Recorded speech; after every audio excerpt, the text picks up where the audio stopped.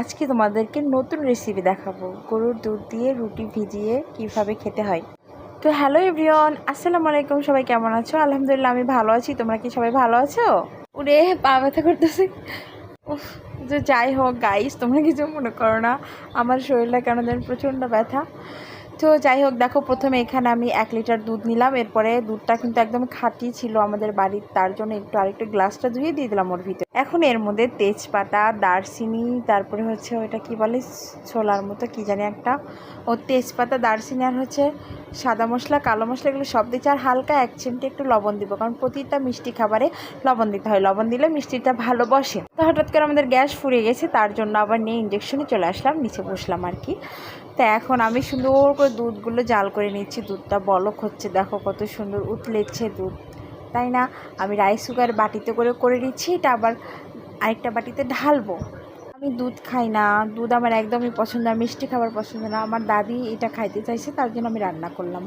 আর দেখো এদিকে আমি চিনি দিচ্ছি, দুধের মধ্যে চিনি দিতে চাই, আর চিনির যে চামচটা ওটা ভিতরে পড়ে গেছে, কি একটা জ্বালা। এরপরে এটারে আবার তুলতাছি, দেখো কত সুন্দর করে এটা আবার উঠালাম। মানে ও একদম দুধের মধ্যে গোসল করায় উঠছে। তো দেখো দুধ যখন একবার বলক উঠবে ঠিক তখনই চিনি দিতে হবে, একসাথে চিনি দিলে পানি পানি হবে।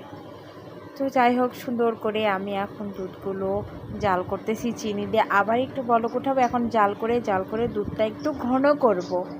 তো আমার দুধটা অনেকটা দেখো ঘন হয়ে গেছে, সুন্দর কিন্তু ফুটতেছে বারবার। কি সুন্দর দেখা যাচ্ছে, তাই না? আমি যদিও দুধ খাই না, বাট দেখতে তো সুন্দর লাগতেছে, সেটা বলবো তোমাদের সাথে, তাই না? তো দেখো এখন সুন্দর করে দুধটা জাল করে নিয়ে এটা আমি একটা বাটিতে ঢালবো, ঢেলে রুটিগুলো ভিজিয়ে রাখবো। কিশমিশ দিলে আরও একটু ভালো হতো, বাট কিশমিশ বাসায় পুড়ে গেছিলো। আমি ভাবছি আসেই, তার জন্য নিয়ে এসিনি বাজার থেকে। এখন দেখি কি নাই, শুধু বাদাম আছে। তো আমি বাদাম দিই নেই, কারণ কিশমিশ না দিলে শুধু বাদাম ভালো লাগবে না, তার জন্য দেই নেই। তো এখানে একটা বাটি সুন্দর করে ধুয়ে রেখে দিছি। এখন এই গরম দুধগুলো আমি এই বাটিতে ঢেলে দিব, কারণ এর ভিতরেই আমি রুটিগুলো ভিজিয়ে রাখবো। বুঝতে পারছো তোমরা গাইস? এভাবে বাসায় তোমরা অবশ্যই ট্রাই করে দেখবে, ভালো লাগে মিষ্টি একটি খাবার। এখন এই দুধগুলো আমি হালকা ঠান্ডা করে নিব, কারণ কি জানো, বেশি গরমেই দেব, তবে বেশি গরমের ভিতরে দিলে রুটিটা তাড়াতাড়ি গলে যাবে, কারণ অনেক গরম না, গরম দুধ থাকা অবস্থায় রুটি তাড়াতাড়ি গলে যাবে।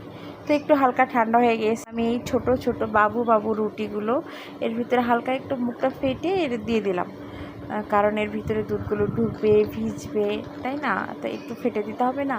তো দেখো কি সুন্দর, মানে রুটিগুলো কি সুন্দর ছোট ছোট। আর এগুলো ভিজিয়ে রাখার জন্য এই রুটিটা একদম বেস্ট। ওই বড় বড় রুটির থেকে এইগুলোও সুন্দর হয়, ভিজালে ভালো লাগে খেতে আর কি।